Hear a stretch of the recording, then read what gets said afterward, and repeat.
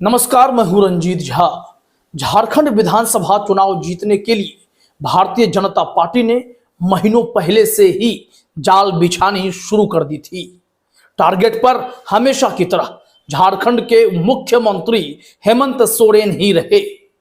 अब एक और ऐसी चौंकाने वाली खबर सामने आई है जिसने यह साबित कर दिया है कि भारतीय जनता पार्टी झारखंड की सत्ता हासिल करने के लिए किसी भी हद तक जाने को तैयार है।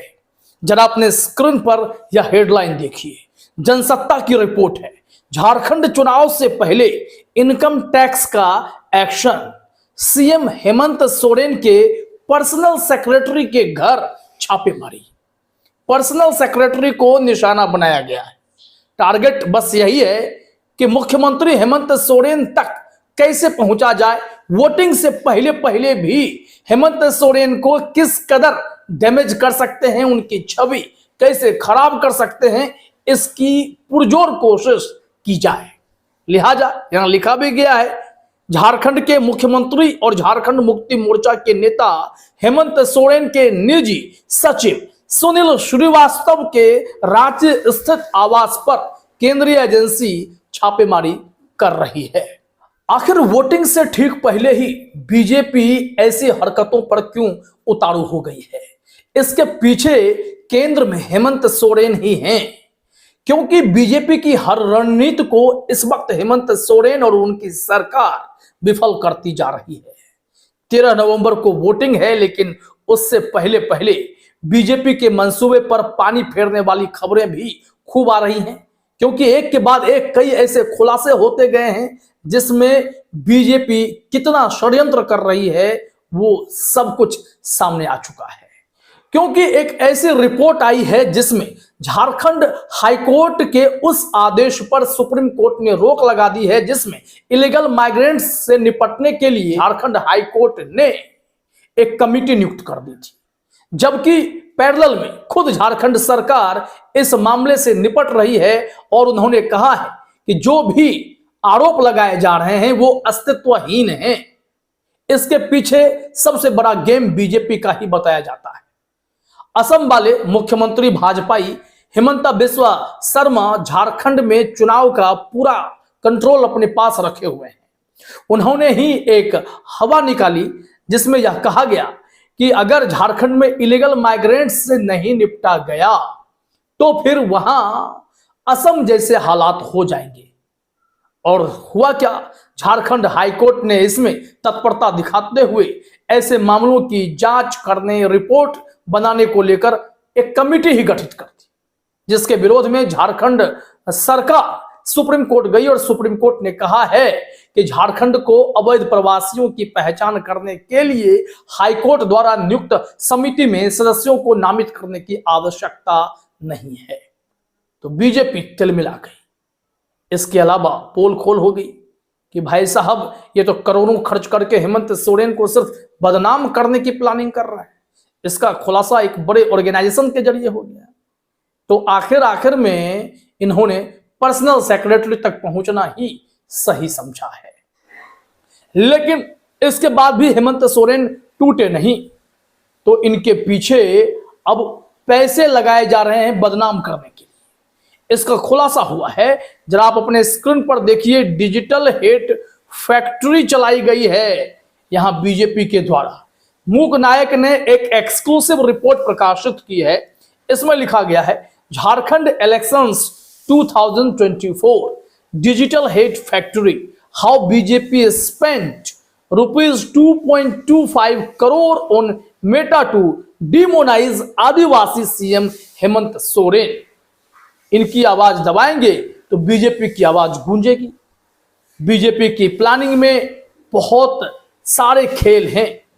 बस जांच एजेंसियों का सहारा, सोशल मीडिया का सहारा, करोड़ों रुपए उनके पास हैं फूंकने के लिए, एक मुख्यमंत्री को बदनाम करने के लिए।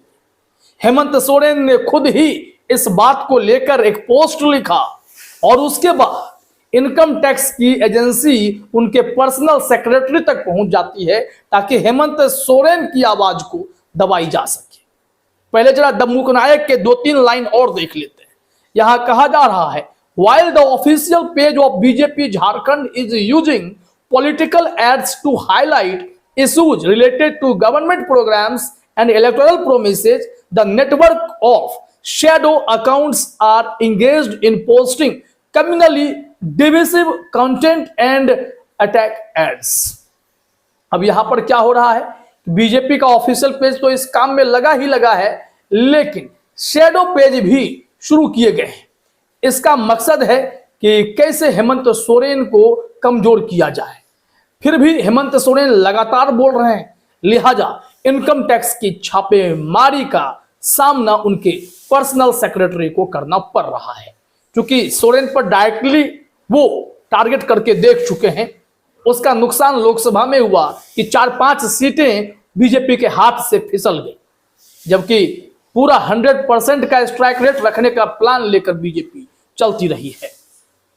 क्या कहा जा रहा है, जरा सा डिटेल में आपको बता रहे हैं यहां कि प्रमुख नागरिक अधिकार संगठनों द्वारा की गई एक अभूतपूर्व जांच ने उजागर किया है कि कैसे मेटा प्लेटफॉर्म भारत में राजनीतिक दुष्प्रचार के लिए एक प्रजनन स्थल बन गया है, जिसमें भाजपा ने झारखंड में राजनीतिक विज्ञापनों पर केवल 3 महीनों में 2.25 करोड़ रुपए से अधिक खर्च किए हैं।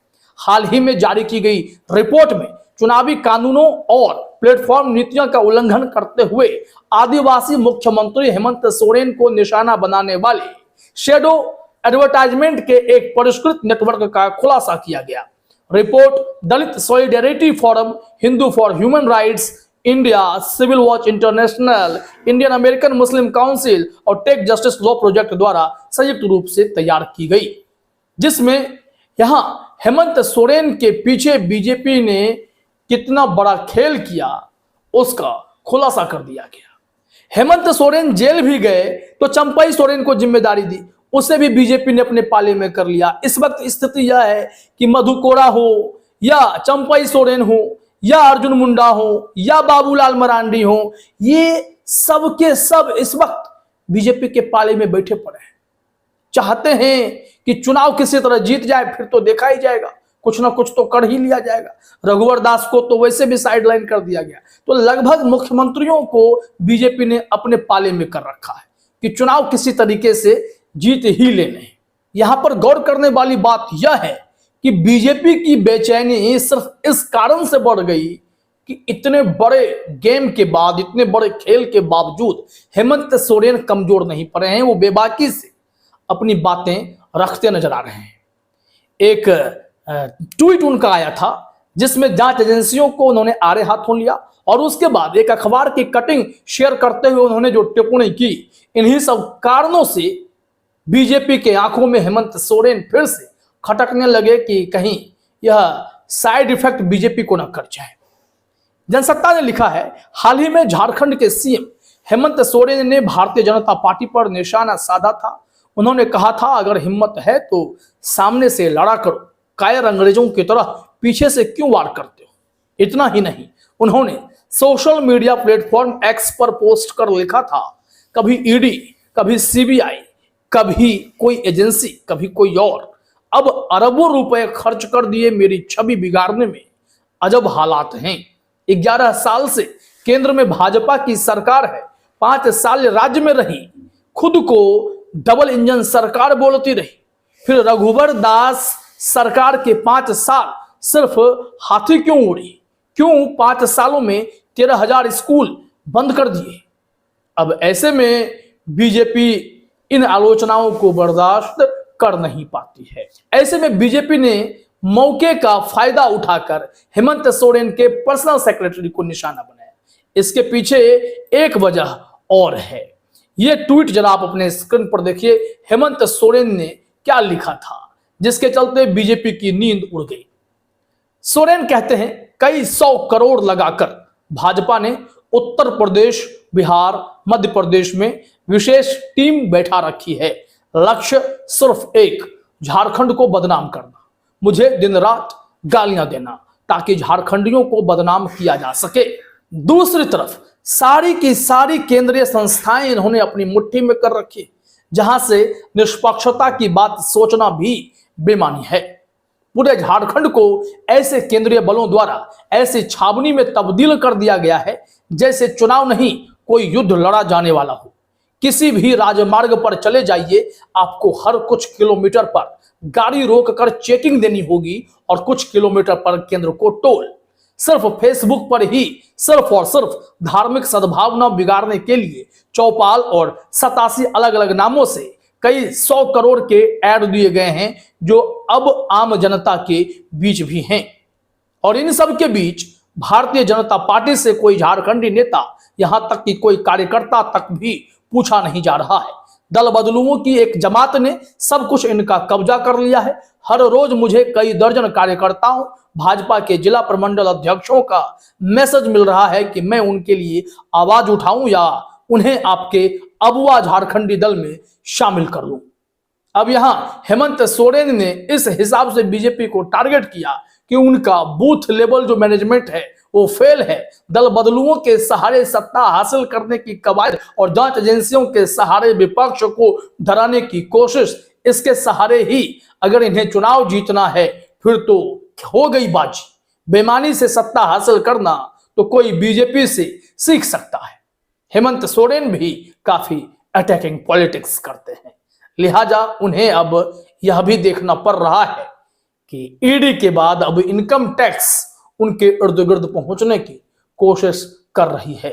यह चुनाव शांति से निपटे और फिर पता चले कि जनादेश क्या है। अगर तो देखना होगा कि अब की बार झारखंड की जनता किसके किस्मत में क्या तय करती है। फिलहाल इस वीडियो में इतना ही। आप सभी का हमसे जुड़ने के लिए बहुत बहुत धन्यवाद।